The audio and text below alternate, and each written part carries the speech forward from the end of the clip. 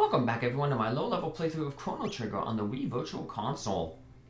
Last episode we defeated the lava spawns that were on Death Peak here. Now all you have to do is push the final shell of the last lava spawn by this ladder here. Then we can climb up and get to the peak and put the Chrono Trigger to use and summon Crono back to life. You get a special scene if you have either Marley or Luca in your party. I'll put Marley in if both are in your party. It defaults to Marley. But basically, when Crono reappears, they basically just give him a hug and have a little bit of extra dialogue with him. So I'll show that off, right here with Marley. And then when I go through the 100% playthrough, when I do a new game plus with this group, I'll be sure to include Luca, so we get to see both those special scenes. So it looks like the Chrono Trigger at first doesn't work, because it's just shattered there after reacting with a pendant. Now we get this eclipse and something does happen. I ain't gonna... Like I said, you can end up beating the game without Crono. You'll get different endings, and I will show those endings off. The other playthroughs, the other save states you see when I start the game up, you'll notice the characters there are maxed out if I ever hover over them. Those are from, like I said, a previous playthrough, and I've just been kind of going along with this playthrough and getting the different endings as I play. Yeah, there's just 2 more endings to get. One is just a slight variation, so most of the endings ain't too major. Looking back at them now as I've seen the ones that I've replayed and re-seen, some of them are just kind of dull and dumb. But I will be showing all of them off, I guess after this playthrough. Let's do a bonus episode with all the endings. Quite a few bonus episodes, because some endings were long, most of them tend to be short, 5 minutes or so. But there are a few that are basically just as long as the regular game's ending. So, and now we've got Crono back. Even though we got Crono back, we don't have to put him in our party anymore. We can just have him sit on the bench. Being level 1, he's probably a good candidate to sit on the bench. But we'll throw him in the party, for challenges. But I may keep him rotated out for a little bit, just because I need to get some techs, specifically with Marley. Marley starts to learn her 6, 7, and 8 technique. Luca needs to learn her 7 and 8 technique, and Robo still needs to learn his level 8 tech.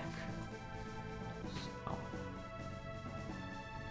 there's a mandatory scene though where you have to take Robo, and there's also a mandatory scene where you have to take Marley, so that'll give them some good opportunities to gain some tech points.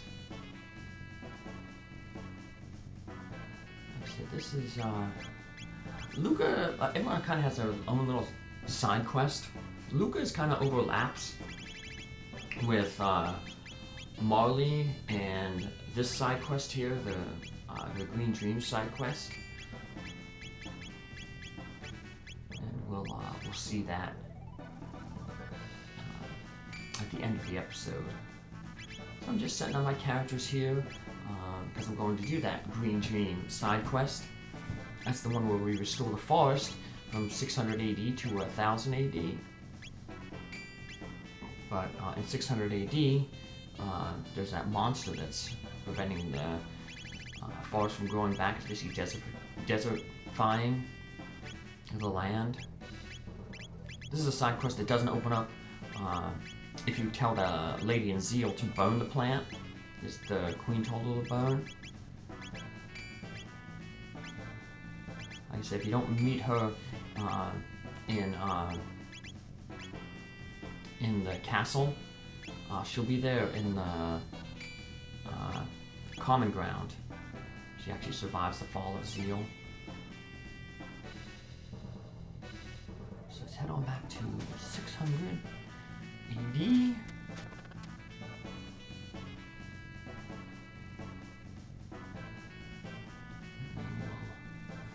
Take things from there. This 600 AD, we can also kind of do a little bit for another side quest. Marley's side quests, like some of these side quests actually overlap with each other, like I was mentioning with Lucas there. So there's the Sunstone side quest that if you find it, power it up, you can get some really good weapons and equipment. In order to get that, though, we need to teach generosity to this family in 600 AD. So south of there, we go to the elder's house, and the lady there, I guess the wife or the mother, she's once jerky, and we got that jerky that we bought in 1000 AD, and she offers to buy it from us, but if we just give it to her, then she's like, you know, wow, I'm gonna make sure that my children know the value of generosity. And that's important that we teach that family generosity, because eventually that family is going to come across the charging moonstone, and if you taught them generosity, then they'll just give that stone to you. We'll see that more when I do the 100% playthrough. Basically, in the current time, in 1000 AD, the guy's just like a selfish jerk. He's all about just making money. His kids hate him. They're like, who's like the worst person? I hate my dad the most, you know. He's just so selfish. He's one of you. He makes you like dance as a chicken for 10 gold for his amusement. But his personality totally changed. Like I said, if you alter the past, he's just this like really generous person, you know. And his kids all love him. They're like, who's the best person ever? You know, like my dad. You know, sometimes I just wish he was less generous, you know.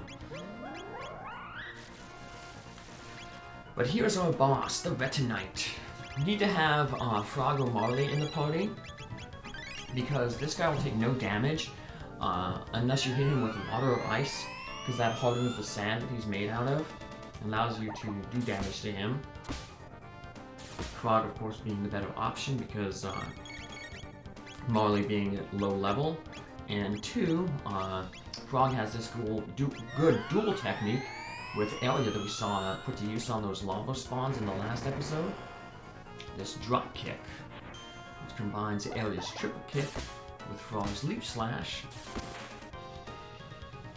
The bottom has 4,000 hit points, so we want to focus on that one first, because I said it has less hit points than the top, which has 5,000. The center core has the least amount of hit points, at only 1,000. And the top and the bottom will eventually defeat the center core on its own. It absorbs hit points from it, about 200 at a time. But we don't want that to happen, because if the core is defeated, then the Retinite changes its attack. Right now it's basically doing single target attacks, which our characters, other than Chrono, can easily survive. But if the core is gone, then he starts spamming the top part, starts spamming laser spin, a shadow magic that will basically just wipe the entire party out. So we want to keep that core alive. The best way to keep it alive is to heal it with Volt Bite. Lightning heals the core. Chrono has such low magic power that we won't be able to keep up with the healing if we just use Chrono's Lightning or even his Lit 2. So the Volt Bite, because that also factors in Alia's attack, into the damage calculation, it's enough to basically heal 700 hit points from the core. After about 5, like I said, about 5 resorbs, the core will be defeated. So usually after about 3 absorptions, you want to start getting ready to heal that core. It's all about keeping that core alive.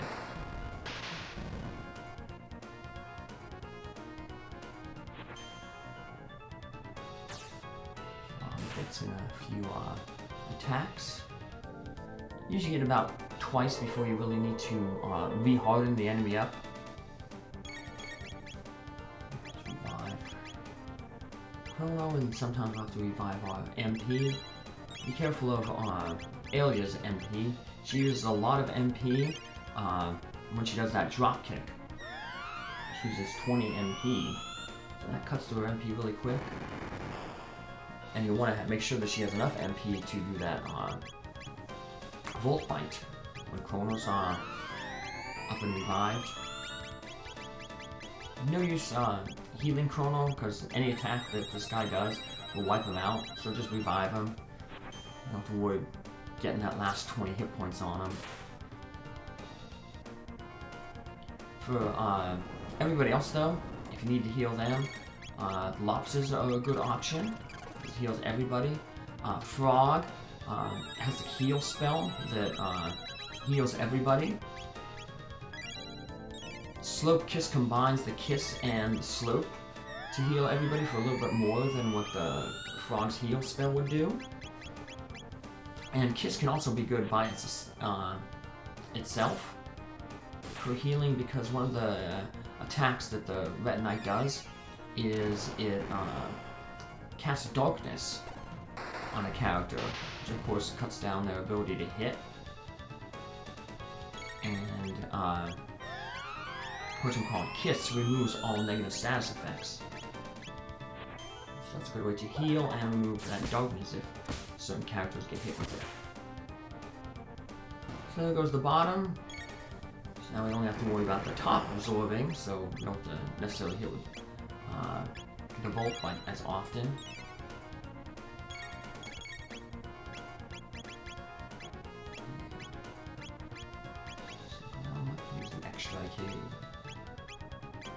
We can use that Kiss, like I said, to remove that negative status effect on Frog. When you use a dual technique, as I mentioned earlier, dual techniques, one of the advantages of them is they don't use, they don't miss ever, so that Darkness really wasn't affecting Frog as long as he was just using dual techniques. As you saw earlier, there was a few times when he would have to use just the regular tech on drop a Leaf Slash on his own. So that's why we want to really move that Darkness, because we want him to be able to attack when, you know, Chrono and Alia have to heal the core. Before the core is finished though, or before you finish the top and the core runs away, you do want to charm it for a speed tab. Go. Let's get our dual strikes going again. Yeah, you need some hit points there. So, while Alia's healing himself up, hit point wise, use that X strike. Does a little bit more than Frog's Leap Slash. Doesn't take off many MP from Chrono either. Yeah, if he were to use his Lit 2 to try to heal the center core, that would use all his MP. Where the Volt and the X Strike only use 2. So it's, it means you just have to do less. So that Delta attack that we have, that's basically Chrono and Frog would do like the X Strike, and Alia would do the drop kick. Similar to, there's another technique like that, Triple Raid. Frog and Chrono would do the X Strike, and then Robo would do the Robo Tackle. That's probably usually your first triple technique that you get, because it doesn't require your individual characters to know a lot of techniques. With this triple technique with Chrono, and Frog, Ilya has to know her drop kick, which is her final technique. And there we go, the core runs away. And we have defeated the enemy. Now, the forest will grow back. But in order to basically complete this side quest, we're going to have to revisit Fiona there. And we're going to have Robo in the party.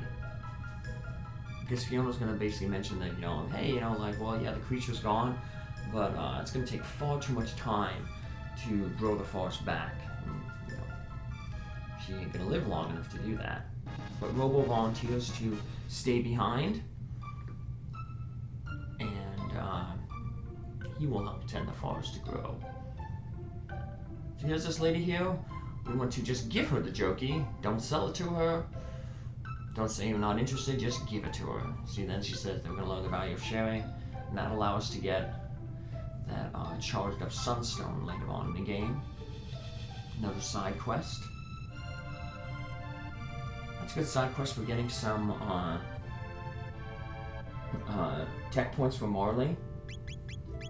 Because to get the Sunstone, well, we have to get the Moonstone first. And the boss that guards the Moonstone only uses fire attacks.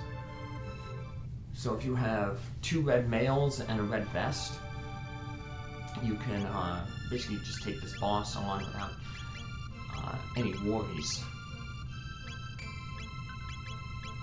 So I'm going to switch up some of the accessories on my characters here. I'll be putting, Marley into the party just to get her some tech points.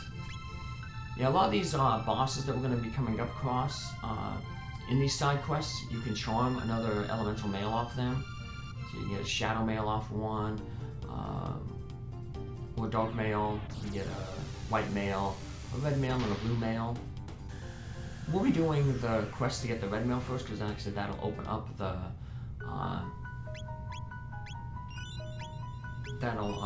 open up to get that Sunstone without any harm. So you want to have Luca in your party for this part. I made a save there because there's a section here where there's 2 different outcomes that can happen, and I'll show them both off. But you need Luca in your party right here because she's going to repair Robo again for the second time. You can see he's all rusted and allergied up.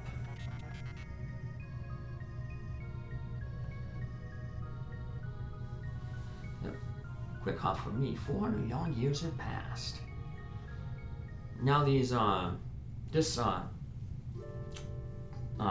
shrine there, the cathedral, basically sells some different equipment, mainly these different hats that protect against status ailments. But we're gonna get armor that'll, at least the men will get armor that prevents all negative status ailments. And the ladies will get a helm that locks their status. So these hats ain't all that important right now, or ever really in the game.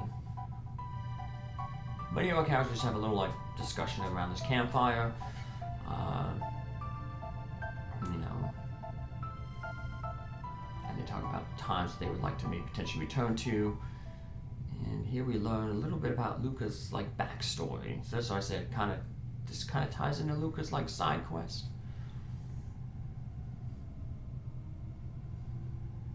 You see, apparently Luca, even though she was a brilliant scientist, she wasn't always like that. But we'll see the event that made her become a scientist. So yeah, she looks at things. She's mad at her dad because she was supposed to go hiking, but he blew her off because of the science. But we know that Luca's mother is crippled. And this is how she ends up getting crippled. She gets her skirt caught in this invention, and it pulls her toward the machine. Now, if you go around in the kitchen, if you go to the north here, there's a tablet that basically says the password is the name of my dear wife. You saw that her wife's name, Tavin's wife's Laura. So if you just hit this glowing section there and then put Lara in, that'll stop the machine. And it'll basically save Luca's mother from, like, basically losing use of her legs. Doesn't matter what happens though. The event basically causes her to like science. So she said, she said, like, if I only knew more about machines, Mom would be okay. I should start studying science. And of course, if you save her, we'll see what happens in the next episode. But if you save her, basically, like Luca says, like, you know, make sure that never happens again. I'm going to study science, so. We got a little different scene here with Robo. Yeah, he offers to give her his legs to Luca's mother, but doesn't happen. It'd be neat though maybe have a Robo with tank treads like he suggests. But here we get, like I said, the green dream. He created it from some sap and pressure over those 400 years. And that's going to be the key to basically allowing us to defeat the game at low level. But that won't be for a while, but what will be on next episode is seeing what happens if we do save Luca's mother. Take care, have a good one. Bye.